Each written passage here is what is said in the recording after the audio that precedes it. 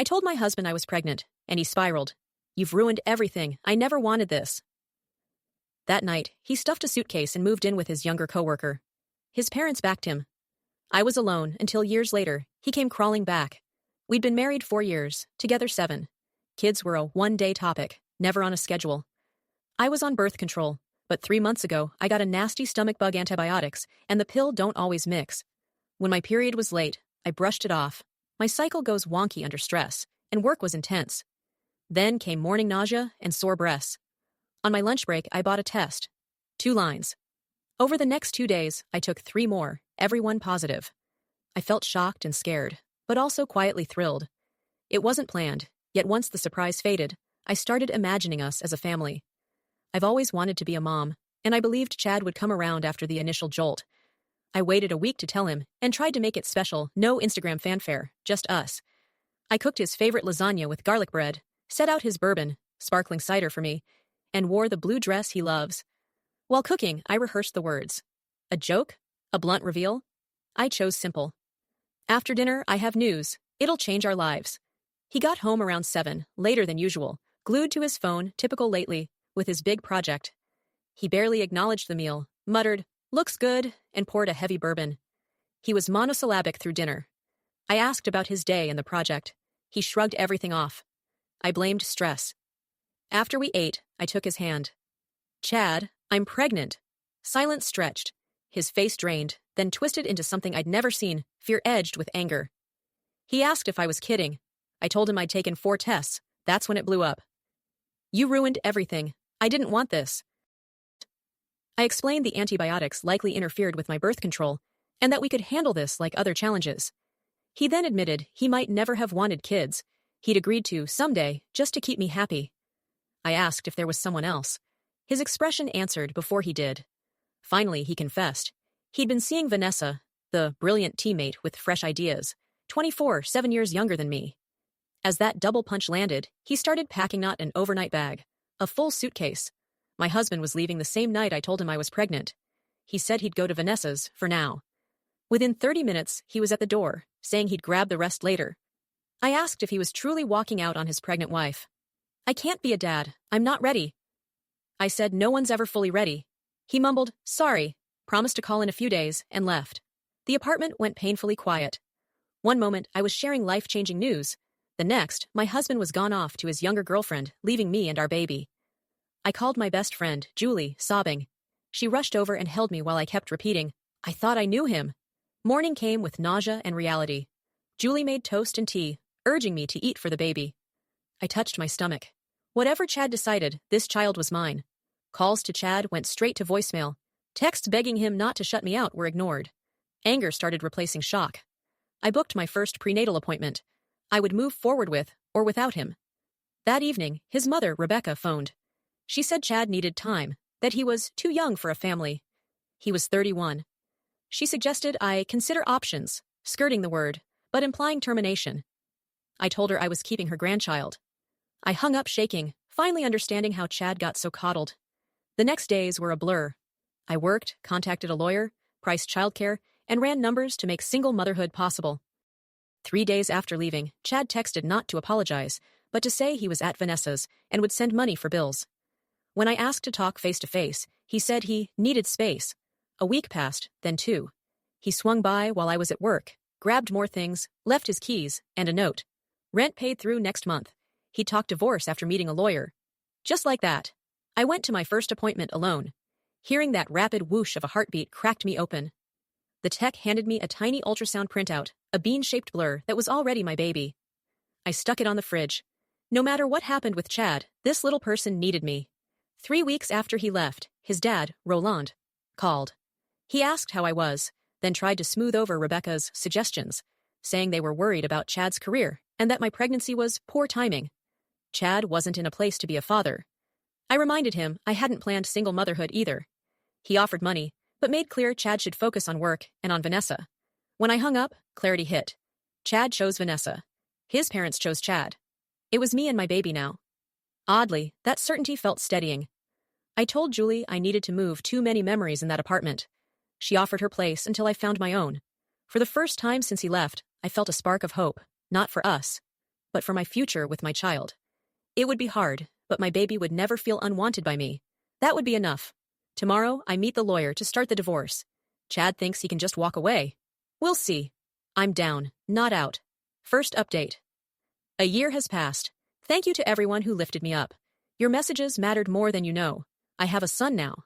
Tiago is 8 months old, and he's the best thing that's ever happened to me. Yesterday, folding those tiny socks, it hit me. Chad has never met him. Not at birth, not for a first smile, not for Christmas. He lives 30 minutes away and is a stranger to his own child. The divorce finalized when I was 7 months pregnant. Chad didn't contest odd, my lawyer said, but it sped things up. The judge set reasonable child support, though payments have been inconsistent. I moved to a smaller 2-bedroom near Julie in a decent school district. The dining room is half nursery overflow. Marie Kondo would faint. Tiago was born after 19 hours of labor. Julie was my birthing partner. I got tired of answering questions about the father, so I started saying, he's not in the picture. Those first weeks were sleepless, and Rami crying on the bathroom floor at 3 a.m., Googling why babies won't sleep. But we learned each other.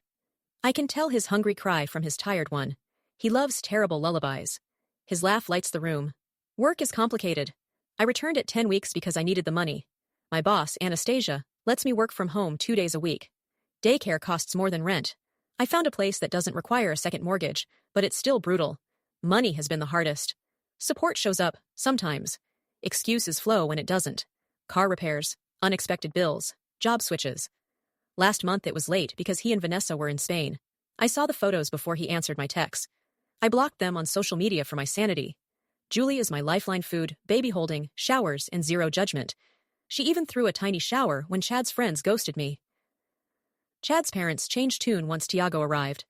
After flowers and gifts and a letter about being in his life, I allowed a short visit at 4 months. It was awkward. They praised his resemblance to Chad and took 50 photos, talked college funds, and never mentioned their son's absence. When they pushed for an overnight, I said absolutely not, especially from people who'd once hinted at termination. Rebecca accused me of using Tiago to punish Chad Wild, considering Chad hasn't asked for a single photo or visit. Life keeps moving. Tiago started daycare, caught every bug, then built an immune system of steel. He crawls, pulls up, and mouth tests everything. My home is fortress baby-proofed. Mornings start at 5:30. Evenings end on the couch with half an episode and a pile of laundry. The forms that ask for father's information still sting. So do parks full of dads. But there's so much beauty, babbling cuddles, daycare pickup hugs, ceiling fan fascination, bath time squeals, warm cheek on my neck as he sleeps. It's the hardest thing I've ever done, and I'm proud we're doing it. His first birthday is next month. We'll keep it small. I'm not inviting Chad's parents. Their contact is always on their terms. As for Chad, I'm not expecting a card. Word is he and Vanessa moved in together and got a dog. That seems to be his speed. Last week I signed a lease on a modest place with a tiny yard and better schools. While signing, Rebecca texted about a family reunion, including their grandson, with a photo of Chad and Vanessa looking blissfully unbothered. Something in me settled. I wrote back, Tiago won't be attending. If Chad wants to meet his son, he knows how to reach me. I'm done pretending he's anything but absent by choice. Then I blocked her. We're better off without someone who leaves so easily. Tiago deserves people who choose him. I can't force Chad to be that man. 1 year in, a single mom and her boy, building a life. Not the plan, but ours. The decree even includes a standard clause to revisit custody if Chad ever engages. Maybe he never will. For now, I'm focused on home, memories, and being both mom and dad. Maybe one day I'll trust again. Tonight, I'm doing laundry. Tiago's up at 6, ready or not. Second update. 4 years later, something happened yesterday I can't shake. Tiago turned 5 last month. My chatty kindergartner, who lists planets and corrects my dino names. Yesterday was his first day. After drop-off, I ran into Chad's friend Leroy. Over coffee, he told me Chad and Vanessa split 6 months ago. She wanted kids. He was not ready at 35. After years of stringing her along, he chose not her. Then the downsizing hit. He's been couch hopping while she kept their apartment. The perfect life he left us for collapsed. No triumph, just emptiness like hearing about a character from a show I stopped watching. Meanwhile, my life is steady. 6 years at the same company. Last year I became a senior PM. I bought a small townhouse in a good district, handprints on the wall, a backyard garden with stubborn tomatoes. Child support evaporated around Tiago's 3rd birthday, After chasing enforcement through endless job changes, I let it go. Peace mattered more than a check. About a year ago, Tiago asked in a grocery aisle, "Why don't I have a daddy?" I told him the age-appropriate truth. His dad wasn't ready to parent, but that didn't mean anything was wrong with him. Grown-ups make hurtful choices, and I love him enough for two. Those talks still pinch when he sees father-son moments. We've built our own village, Julie, world's best aunt, and my parents. 10 months ago, I met Douglas, a widowed dad from preschool Kind Eyes, awful dad joke t-shirt, gentle with his daughter Emma. Playdates turned into coffee, then dinners, then late-night talks after bedtime. He never rushed, understood the package deal, fixed Tiago's wobbly bike seat, brought Starbucks for his space phase. He shared about losing Emma's mom when Emma was 1. The honesty made me trust him. We've been officially dating 7 months. The kids call us special friends, and they're happy. We're moving forward slowly, together. Chad's parents recently renewed interest, asking for a weekend with Tiago after years of minimal effort. I declined. Maybe Chad moving back with them explains their sudden enthusiasm. Last night, I peeked at Chad's Instagram for the first time in years. No more rooftop parties, just vague quotes about new beginnings. No mention of a son who just turned 5 across town. I closed the app feeling peaceful. 5 years ago, I was shattered. Today, I have a career, a home, an astonishing kid, and a partner who chooses us, not out of obligation, but love. Chad is wherever his choices took him. I'm done being bitter. That timeline isn't mine anymore. Third update Saturday started normally pancakes, then Tiago's soccer. Under the umbrella, Douglas nudged me. "Do you know that guy?" Across the field stood Chad. After years of silence, he was just there, watching.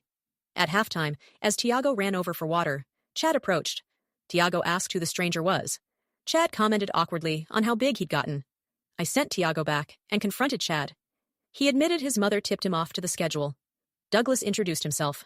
Chad flinched when he called himself Tiago's father. I corrected it. Biologically, Chad asked to talk after the game. I agreed to 20 minutes at a coffee shop. Douglas took the kids for ice cream. Chad ordered me a cappuccino. He didn't know I switched to lattes years ago. A small thing, but telling. His story trickled out. A year of therapy, 8 months sober, living with his parents after splitting with Vanessa. He confessed he'd asked his parents to limit contact with Tiago because the shame was too much. Now he wanted to make amends and know his son. I told him Tiago isn't the baby he ditched. He's a full person with a life Chad doesn't know. Chad didn't argue. He asked about Douglas. Pain flickered when I said Douglas has been more of a father than he ever was. I agreed to consider strictly supervised meetings.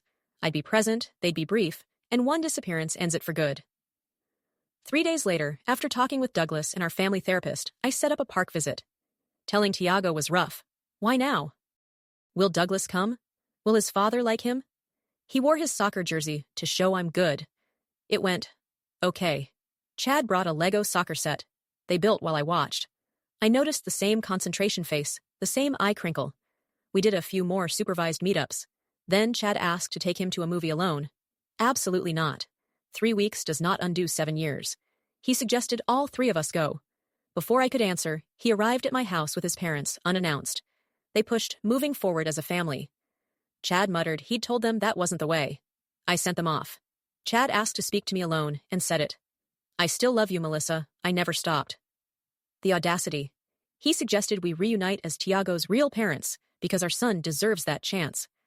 I asked him to leave so I could think. I told Douglas right away. He was understandably uneasy, but I assured him I'm exactly where I want to be. That night, Chad texted that he meant it. He wanted another chance with our family. I stared at the words, feeling equal parts anger and pity. The man who left when I needed him most is not someone I will ever trust again. Tomorrow, I'll call to set hard boundaries. He can be a biological parent, under supervision and consistency, not my partner. Some bridges, once burned, are ash.